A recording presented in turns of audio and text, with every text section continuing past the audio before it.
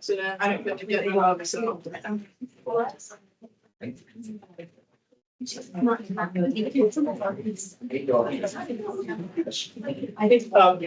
we can go to the unit 2 packet, page 39. Yeah, it was. We're going to begin quiz review.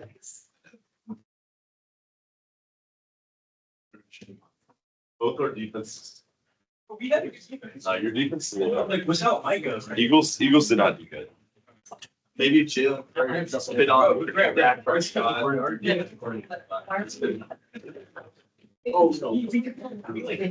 Let's start with page 39 first. Yes. And then after this, we'll go to the additional handout that you picked up. So if you can have your packet out. I think we started it briefly, but I want to work through this page first. Yeah, main packet. Yeah, thanks.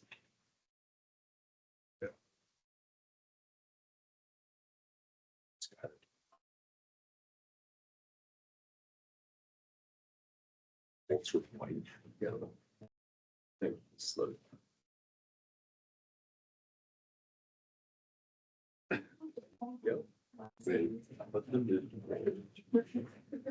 Yeah. Where's that one girl saying? It's all. My husband's something. Oh my God. There's these children. There's Joe Bakers, the Joe Bakers, Joe Bakers. Who are you? Joe Bakers. Thank you. Have a good weekend.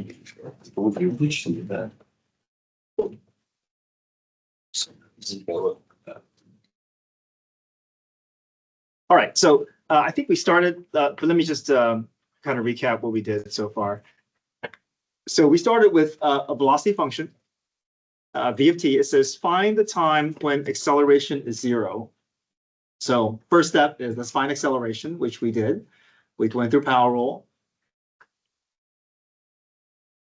And then we set acceleration equal to 0, which is then that's going to force us to factor with a trinomial.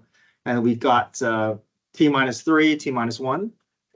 So t equals 1 and 3. Okay. All right, part B, find the velocity when acceleration is 0. So how can we use 1 and 3 to help us with that?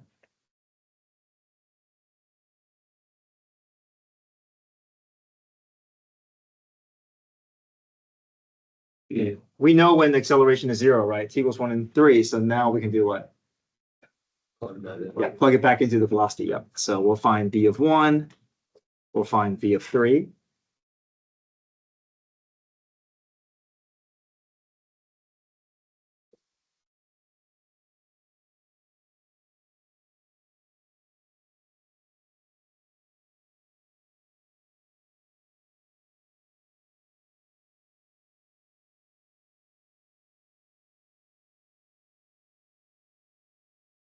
So at 1 second, or yeah, they didn't provide the units here, but at t equals 1, velocity is 10/3, and velocity at when t equals 3, velocity is 2.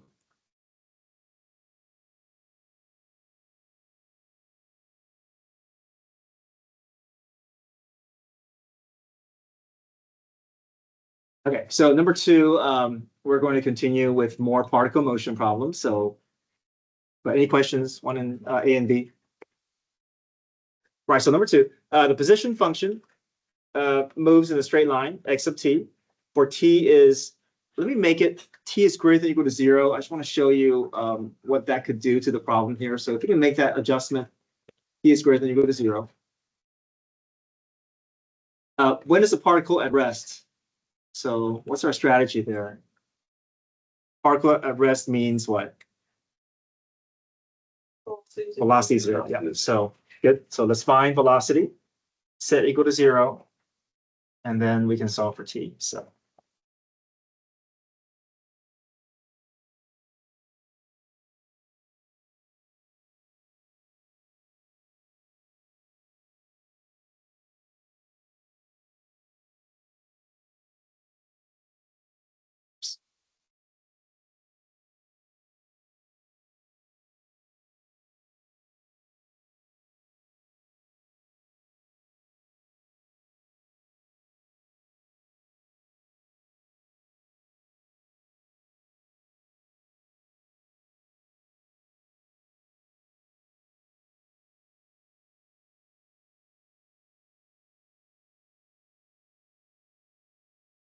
I can factor and continue to look to solve for t. Multiplies to be 8, adds up to be -6. What do we have?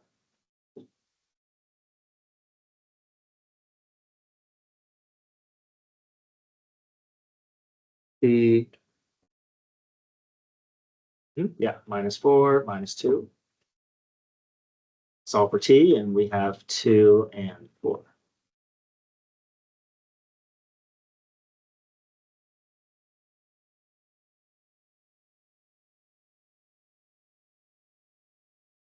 All right. Part B, during what time interval is the particle moving right? When is it moving left? We know we're going to create a velocity sign line, so we can fill out all the details from the sign line. So we'll do that.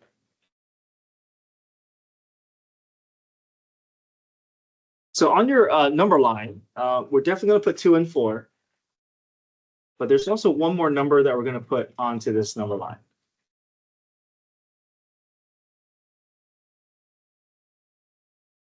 Zero as well.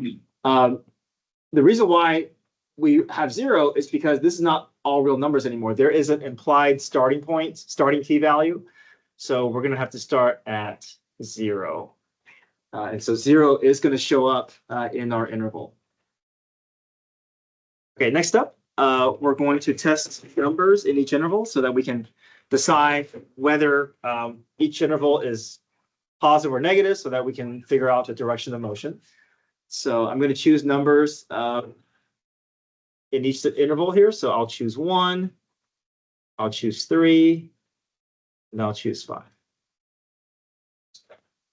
They all go into the velocity function. I like the factored form because it's less calculations.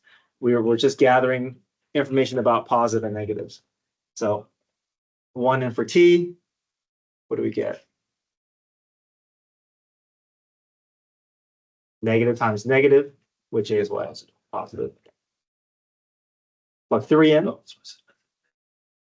Negative times positive, it's negative. Plug 5 in. Positive times positive, positive. Now, I don't want these test numbers to distract you. So once you get the signs going, then go ahead and cross them out because those numbers are not going to be used in anything else after this point.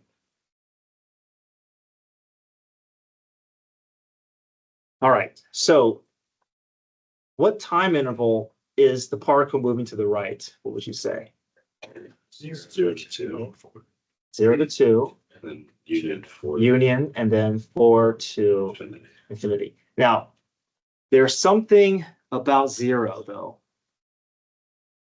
Is the object moving at t equals 0? Well, it's not showing up. Oh, yes. So it's not showing up, so maybe it's still moving. So what happens if I plug 0 into my velocity function? 0 minus 4 times 0 minus 2, which is what? Positive. So that means when the timer starts, this particle is already moving. If it's already moving, it needs to be part of my interval. Now, I changed it. If this was just greater than 0, then it would stay as a parentheses. But if it's greater than or equal to 0, we have to consider 0 as a potential possibility, especially if it's not showing up in our values where velocity is 0. So this one will require a what? A bracket. Yeah, so that's something to watch out for. If the domain includes 0, you may have to test it. Okay, I know this problem doesn't say so, but on the quiz, well, the next page, you're going to see it. And also on the quiz, I'm going to ask you for justification. I'm going to ask you to justify your answer. So you're going to say because, and your reasoning is because velocity is greater than 0. Positive velocity is telling us that's the reason why the object, that we know the object is moving to the right. Okay, and then moving left, you would say from 4 to the 4. Yeah. And the reasoning is because Velocity is less than 0. B of t is less than 0. Yeah. Good. Okay, we'll do a further extension of particle motion in a little bit, but just want us to get this portion started. We'll put it all together on page 42. But let's switch gears here and look at number 3. Given the function x over x minus 3, find the equation of the tangent line to the curve at x equals 4. So if I want to find the tangent equation, I need order pair and I need slope to put into point slope form. But order pair I can find using the original function. Slope, I can find the derivative and then plug in the x value. But to find the derivative, what's involved? What process is involved to find the derivative here? What rule do we have to use? Quotient rule, because I have numerator and denominator, variable divided by a variable. And we could avoid quotient rule if the denominator showed just one single term. But as soon as I have two terms added or subtracted or multiple terms added or subtracted, we're kind of forced into quotient rule. I'm going to just find my order pair first, so because I'm going to need it. So I'm going to just plug 4 into the function.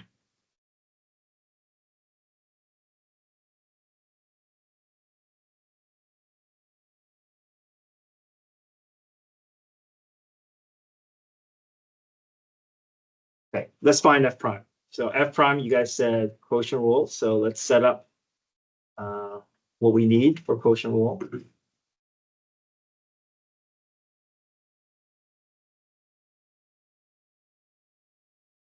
Okay, try that. See if you can finish off the derivative.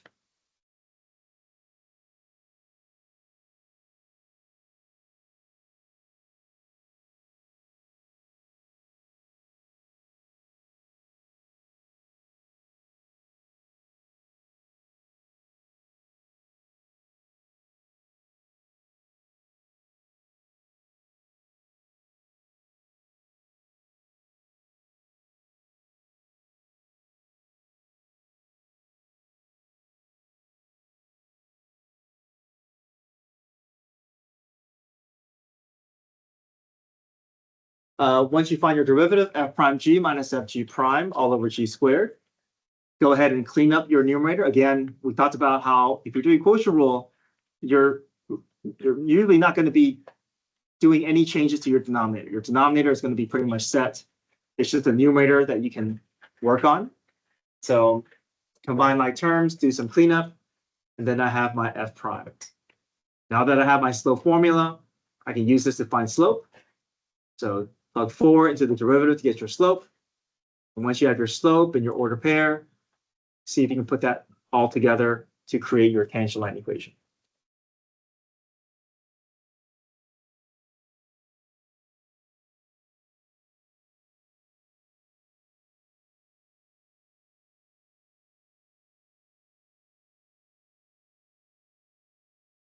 Any questions so far?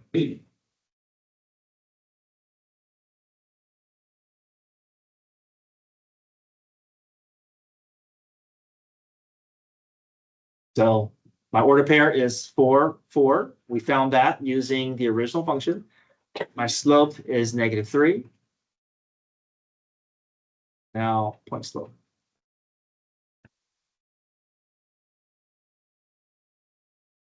Thank you.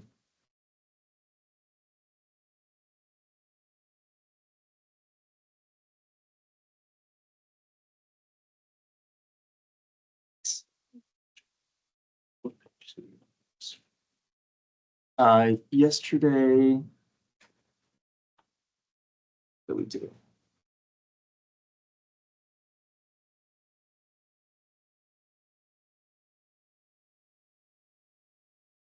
Oh, we did page 25 and 26. Yeah,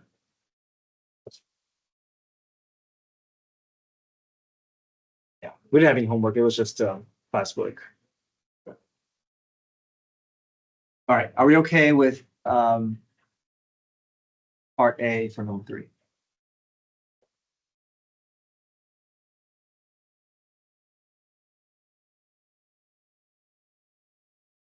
Okay, part B.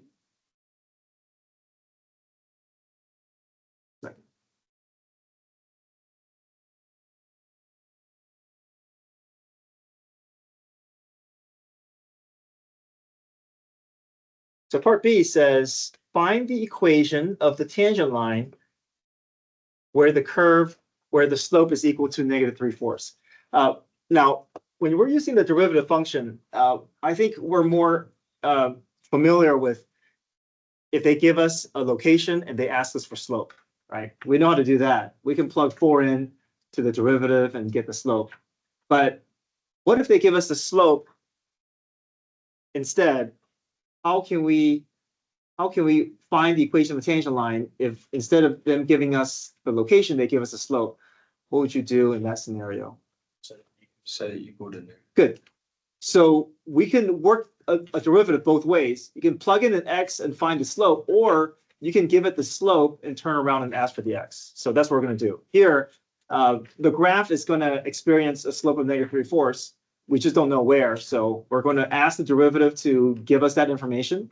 So we're going to replace the entire f prime with -3/4 because we know that this represents slope.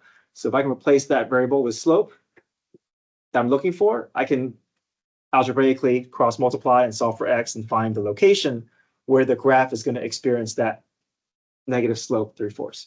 Okay, so I'm just going to set the derivative equal to, so I highlighted in green what we're going to do. Put -3/4 in for f prime. And then we're just going to figure out how we can solve for x. So from here, I'm just cross multiplying. Multiply the diagonals there to get rid of the fraction. From here, I'm just trying to figure out how can I get the x by itself or the parentheses by itself first. Divide both sides by -3. And I get x minus 3 squared is equal to 4. I want to get down to x minus 3. That squared is in the way, but I can take the square root of both sides. But if you take the square root of both sides in the equation, that is when a plus or minus is going to show up in front of your radical. So plus or minus √4, that means plus or minus 2. And if it's plus or minus 2, having to look for two different x values because 3 plus or minus 2 means 3 plus 2, and then separately 3 minus 2. So how many places on this graph is the curve going to experience that -3/4 slope? Two places, right? So if I want to find two separate equations, I almost have everything that I need. I have the slope, I have part of the ordered pair. What else do I need if I want to find the tangent line equation? Yeah, plug in the 1 and 5 to get the what? To get the y values. So I got to plug in 1 to get the y value for that location. Then I had to plug 5 into the original function to get that location. And once I have both locations completely figured out, then I can write two separate tangent line equations because the graph is going to have two different places where the curve is going to be exactly that -3/4 slope.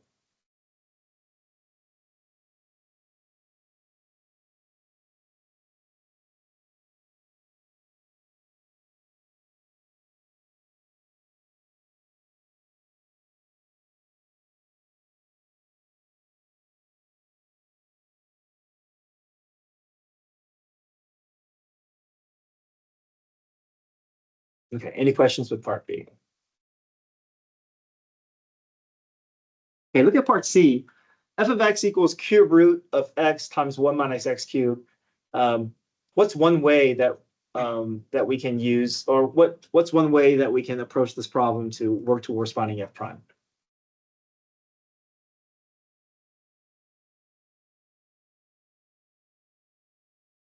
Right. There's two ways that we can do this. What's one way that we can do it?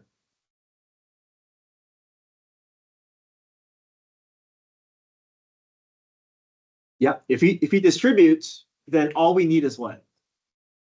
What's the only rule that we need if we were to distribute? Yeah, just power rule. So this one we can do power rule by distributing through. Another option, if you don't want to distribute through, what's another option?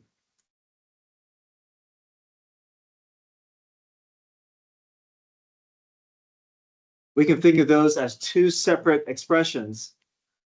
And if we want to do that, then what rule would we use? Product rule. You would do f prime times g plus f g prime. So on my key, the next page, I have it worked out as product rule. So I want to do it a different way, depending on which way you want to do it. The answers will look different, but That's because they're not going to be at the same reduced version. So you can choose it, either way to do it. I'm going to show power rule, but you can do product rule and check the next page. So choose which way you want to do it. But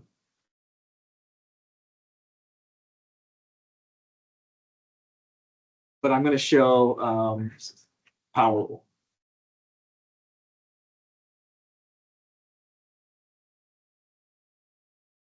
So if you want to distribute, that means I have to multiply variables.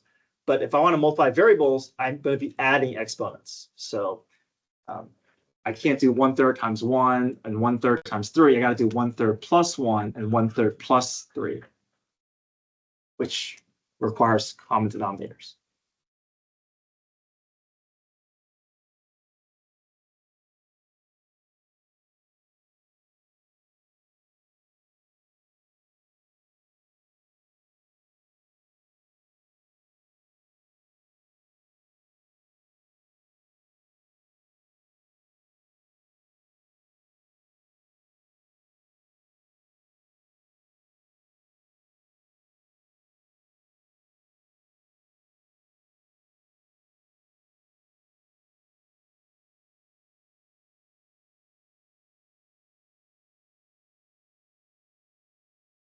All right. Any questions with 4? Okay, take a look at number 5. Number 5 is just asking you to find f prime. Look at how this is set up. The only rule we need is what to find the derivative. Yeah, every term is nicely separated. We only need power rule, but is every term set up and ready for power rule? No. So we do have to do some cleanup. So see if you can do some cleanup, get every term ready for power rule, and then do your and find f prime for each of the terms. Number 5. So that means radicals need to be converted to rationals. Variables need to be moved up to the top if they're not already.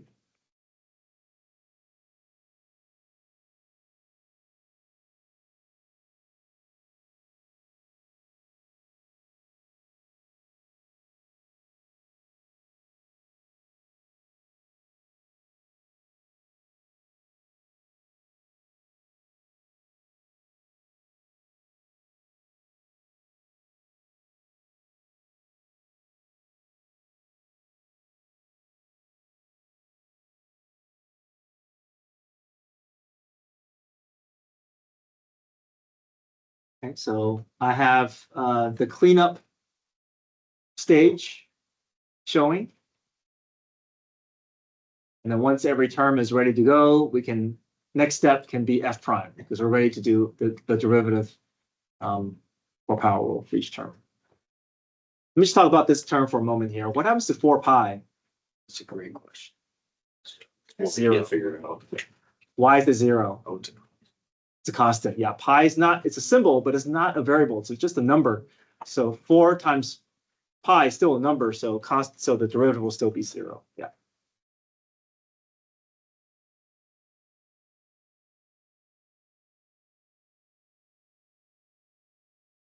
And then once you find f prime, just remember, if there's any leftover negative exponents, just bring those variables down so you can present your answer with positive exponents.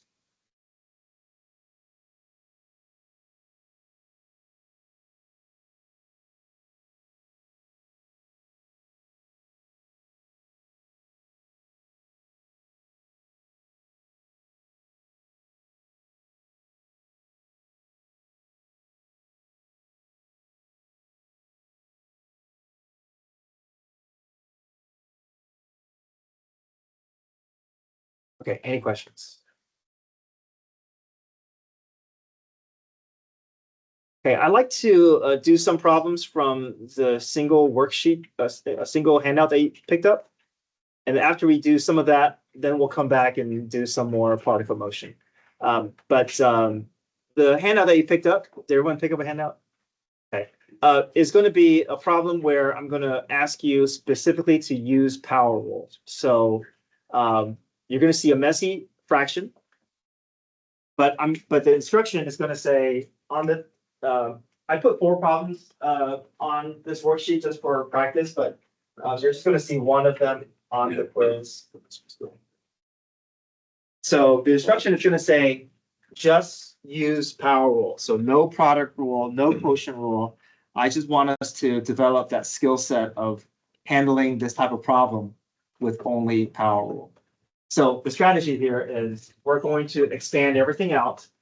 We're going to clean up the parentheses, distributes, and we're gonna split up into individual fractions. Okay. In fact, you're gonna create, when everything is split up, you're gonna see 3 separate fractions. And then once each fraction is separated, then you're gonna try to still move all the variables up to the top. And then once every term is ready for power rule, then you find the derivative. All right, so go ahead and try it, and then I will show each step along the way as you guys try it.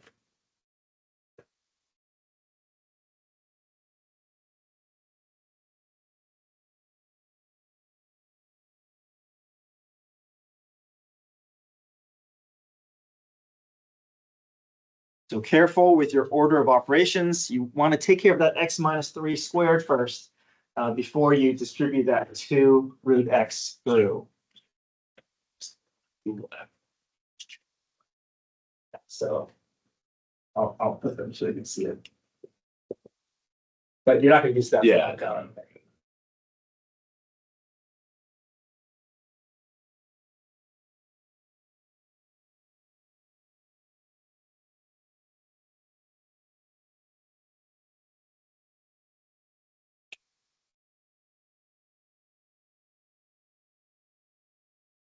Again, careful with that square root of x to the 7th.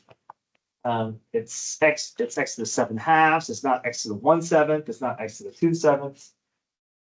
Remember, if you're distributing and if you're multiplying variables together, you're going to be adding exponents.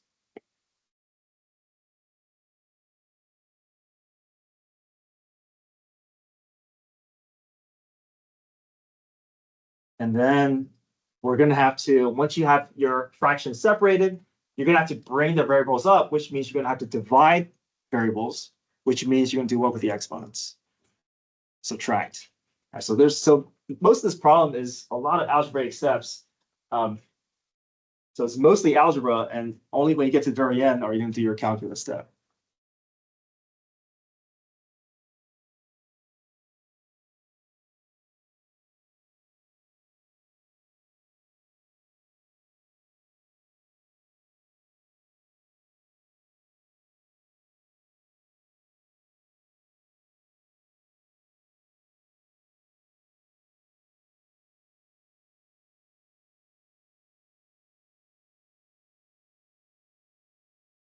So you're dividing the coefficients, but then you're subtracting the exponents. Now, once we're here, everything is set up and ready. Now you can call the next step f prime, and now you can do the power rule because everything is set up. Because at this stage, we've taken care of all the radicals, we've cleaned up all the parentheses, we've brought all the variables up to the top.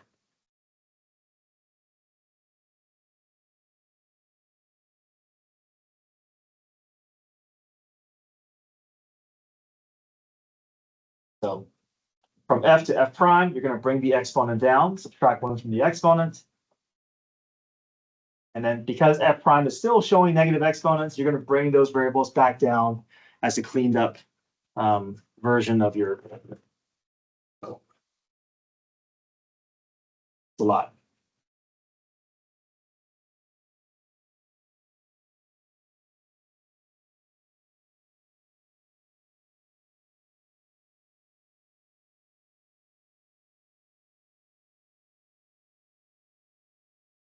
So now that I've gone through 1 with you, can you try number 2 on your own and see if you can see if all these steps, can you string all these steps together? And after we get done with 2, we'll shift back to the other worksheet because I want to save 3 and 4 for us to practice on Monday. Monday, we need to start our next unit, but I think we can have the second half of class to continue practicing. Yeah.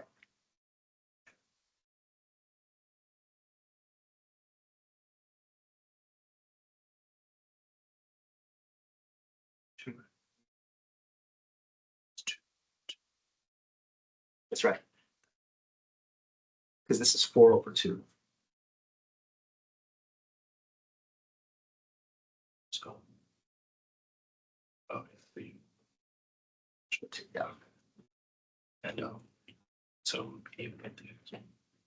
Yeah. So if you're multiplying x's, add exponents. But then once you're here, you're gonna have to subtract it. I was just confused because it was 4, which Right. Yeah. Yeah.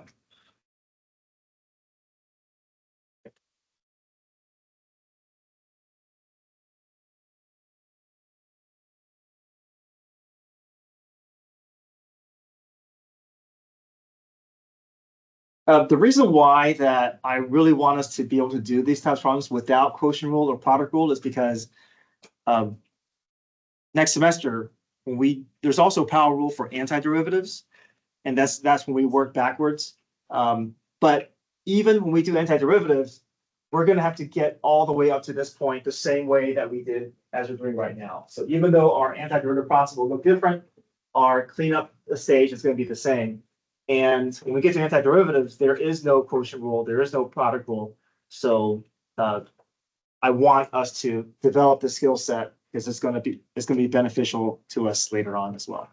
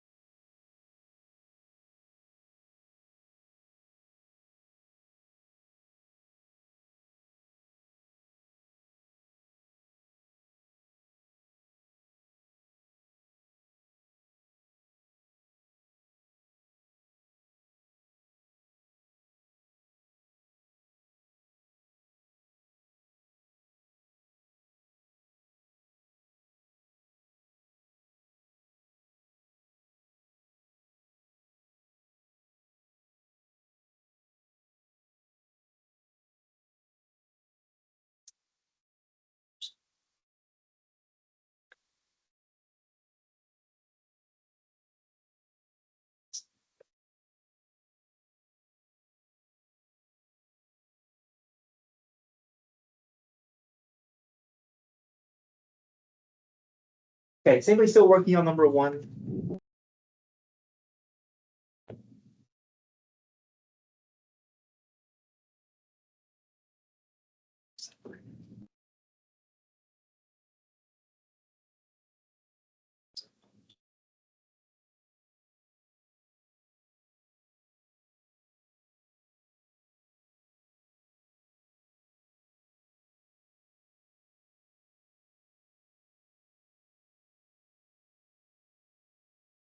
Yeah, this type of problem has given students the most amount of trouble on previous quizzes or previous years. So I feel like, okay, if we can do one or two each day leading up to the quiz, hopefully you guys will feel comfortable with all the steps required.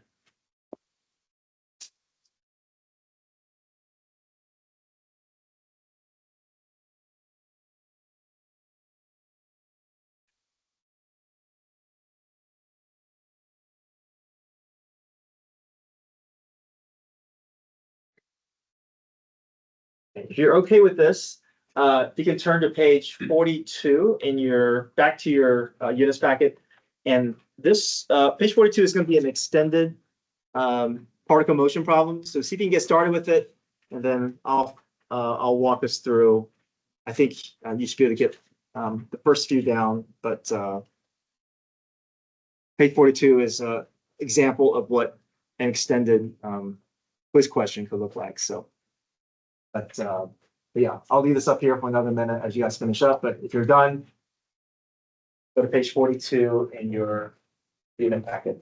Sure. Yeah. Y. Yeah, you can call it Y prime. That's fine. Do IDX and Y prime, like you said.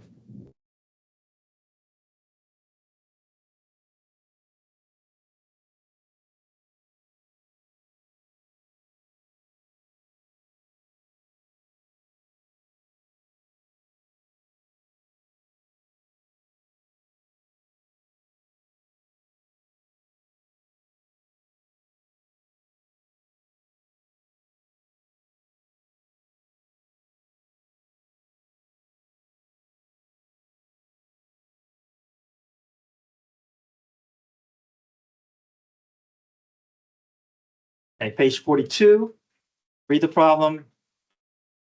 I think A and B should be pretty straightforward. You're just building your derivative functions and then using them.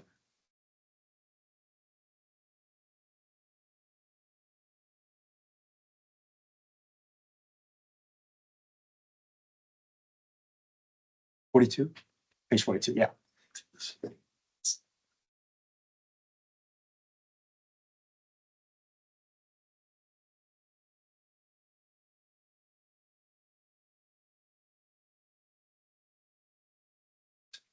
fine.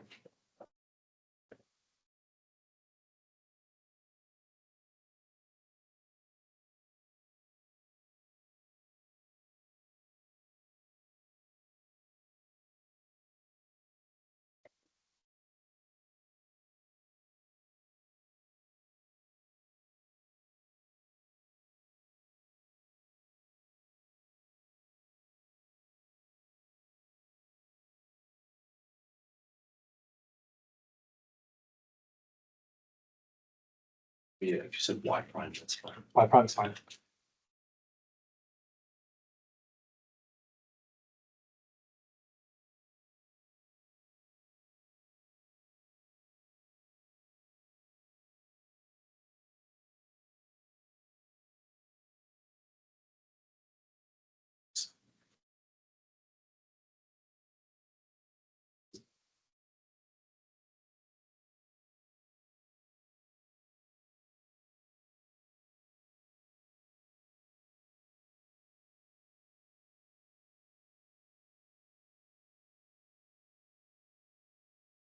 Actually, it doesn't matter.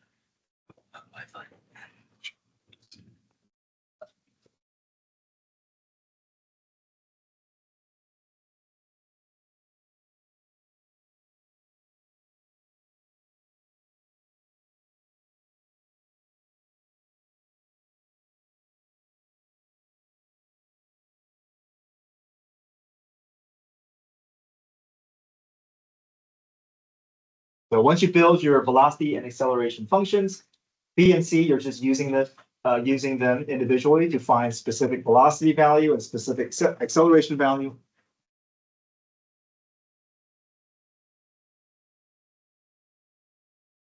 Okay, part C, find the average velocity. Careful with this one. What's the formula for average velocity?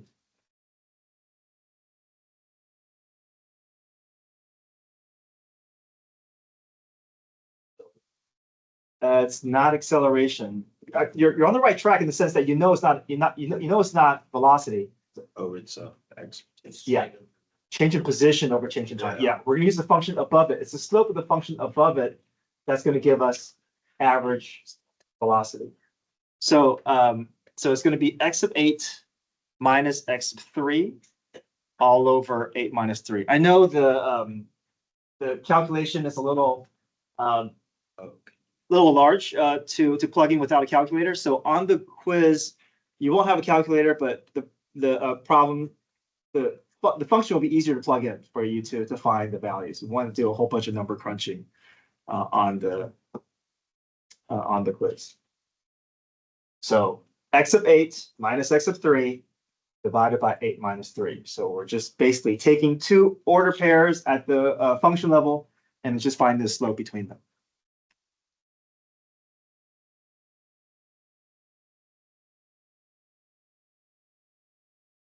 On a related note, what's the formula for average acceleration?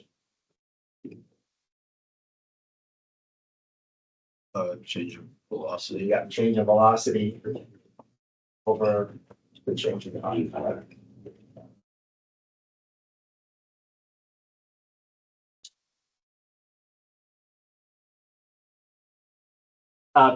But even though we're not touching velocity, our units will still match up with that of velocity because we have something in the numerator in terms of feet, denominators in terms of seconds. So if we divide them, it's still going to be feet per second. All right, part E, when is a particle at rest? How do we do that? Good, set velocity to 0, okay? So try part E.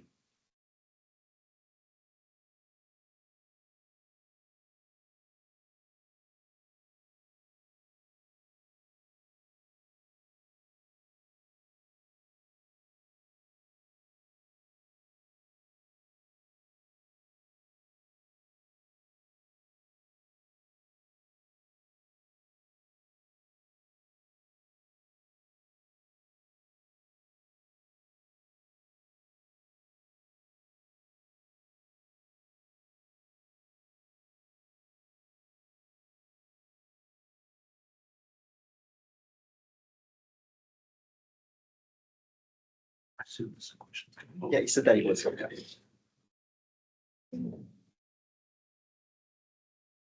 All right, are we okay with part E? Part F, when is the particle moving right? When does the particle change direction? To answer that question, let's get our velocity sign line to show up so that we can pull that information from the sign line.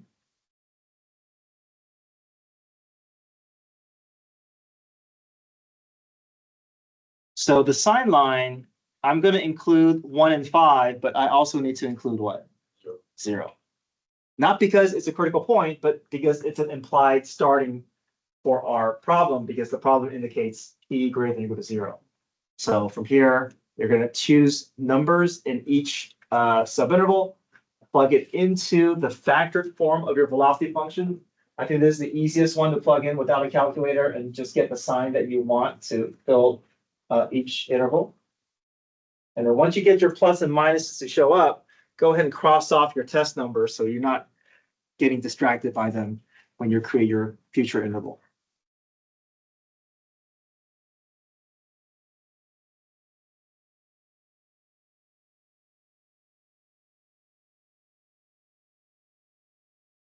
Okay. When is the particle moving right? 0 to 1, The 5 to infinity. Yeah, with a bracket at 0. Because 0 is part of our domain, and when we test 0, we saw that it's already moving. And here it says give justification. So this is what your quiz will look like in terms of I'll be asking for because statements there. This VT is great. Yeah, good. Particle change direction at 1 and 5 because V of t changed signs.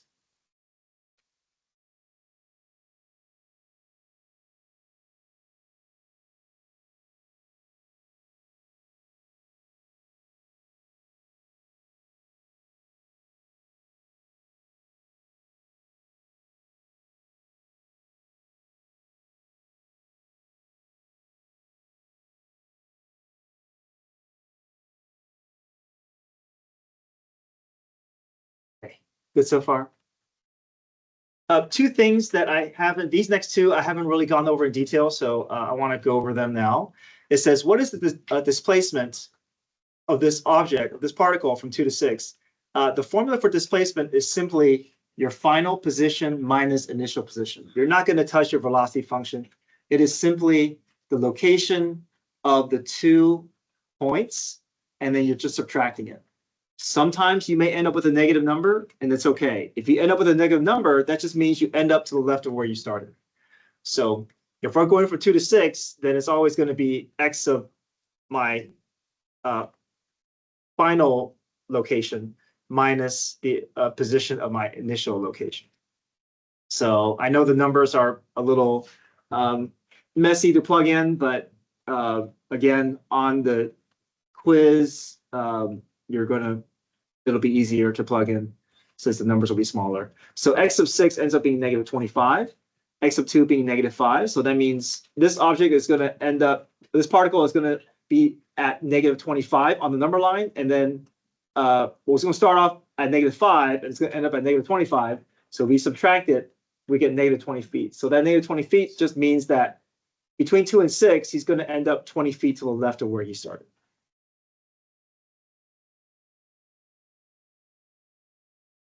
So just be careful with displacement because it kind of looks like average velocity in terms of, we also do x of b minus x of a, but with average velocity, we're actually dividing.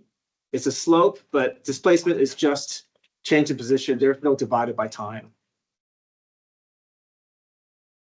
Okay, part H, let me talk about this as well. Total distance from 2 to 6. Okay. Now, total distance from 2 to 6, we're going to use the same information from displacement, but we may need more additional information. So between 2 and 6, okay, is this object going to change direction? Yes, and we can tell by looking at the velocity sign line, right? When does he change direction? 5. So what you're going to do is you're going to find all the locations that this object is going to be at those moments in time. So 2, he's gonna be starting off -5 on the number line. And then he's gonna end up at -25. But then if you plug in x of 5, again, I know numbers are a little bit large here, but it ends up being -32. Now, I think the best way to help you understand how to do total distance is imagine you're walking along a number line. Okay, and then every step you take is going to take you to a different integer. So let's say you're starting off at -5, you're walking all the way to -32, and then you're walking back to -25. So imagine yourself taking, and then each time, it doesn't matter which direction you're going, you're just keeping a counter of positive steps in your head. So if I'm starting at -5 and I'm walking to -32, how many steps would you have taken? 27, right? -32 minus -5 is 27. Okay. As you turn around and walk back to -25, you're still doing positive steps here. So from -32 to -25, how many steps have you taken? 7. So in total, how many steps have you taken? 34. That is your total distance.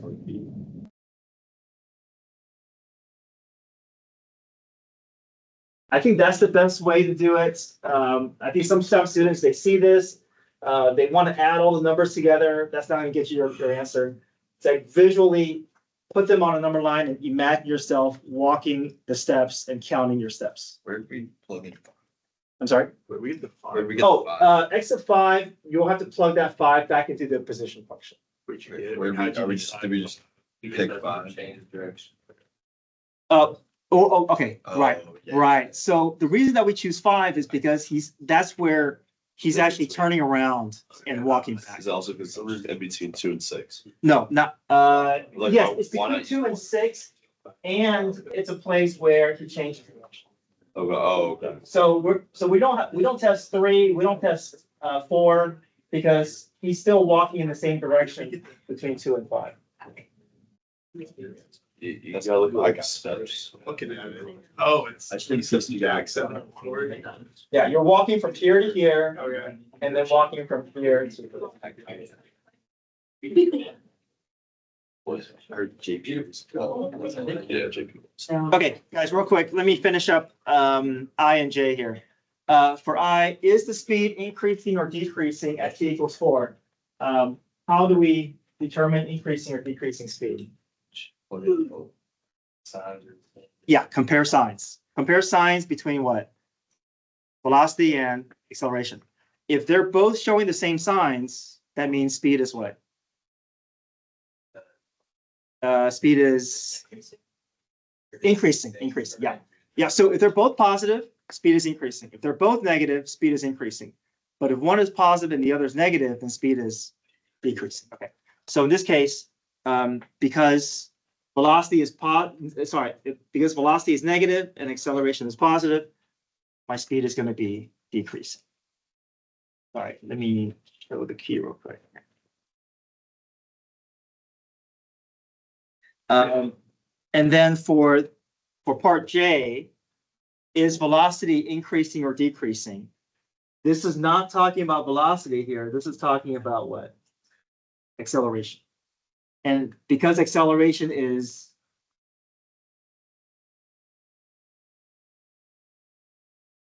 negative, therefore velocity is decreasing. Yeah, sorry, I can pull the key so you guys can check it. So 6 moves. So.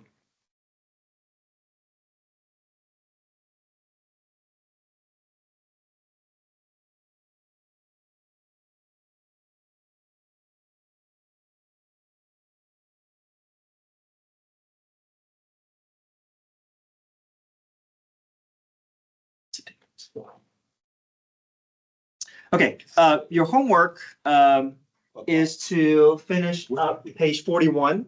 So I'll be checking page 41 and 42 on Monday. Sorry, here's 41 and 42. Sorry, here's I and J.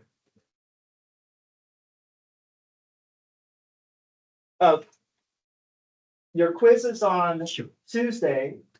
And I'll have a help session Tuesday morning, 7:15 to go over. But you're just going to be finishing up page 41 and 42. Guys, real quick, before the bell rings, I just want to talk about some upcoming changes that we're going to do with the packets. So I've printed out the packets for the next units, but after unit 3, starting with unit 4, there's going to be a slight change.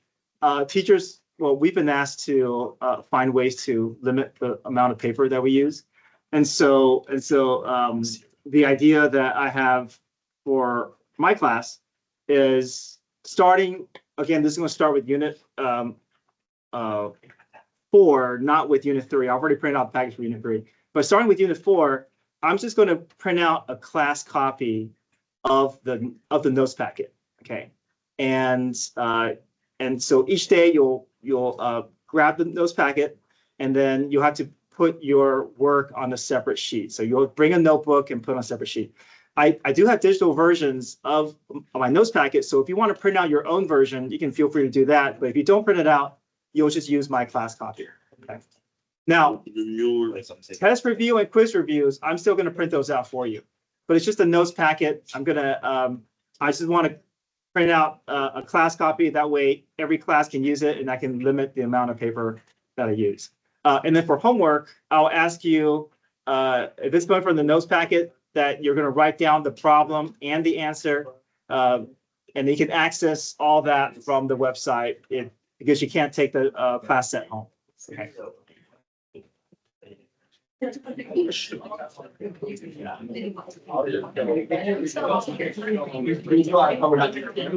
a problem. You guys want to look at these? I think I've located one singular finding.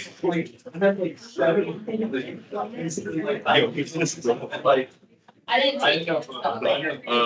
Mr. Yang, question. What does 4 pi x turn into? Is that 0? That turns into 4. 3? 3 pi? All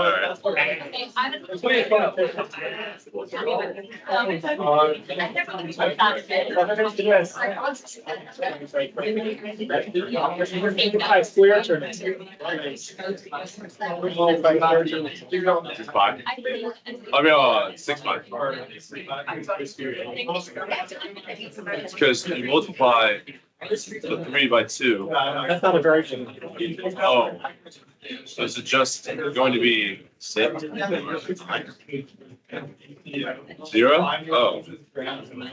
Oh, yeah. It's got the longest answer. Just kidding. Right.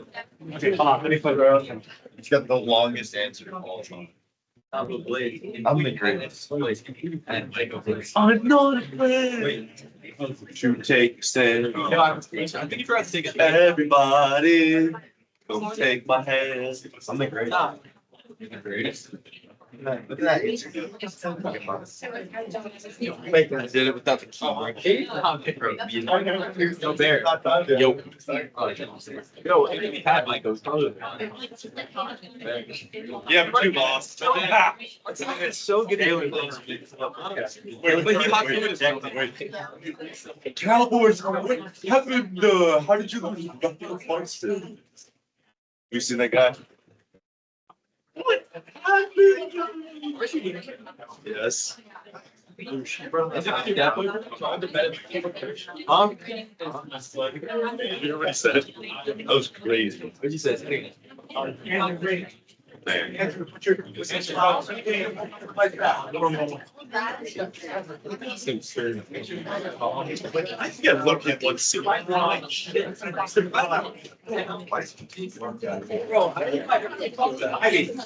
we're not at that birthday. Principal Jones. Whoa, we got to stay.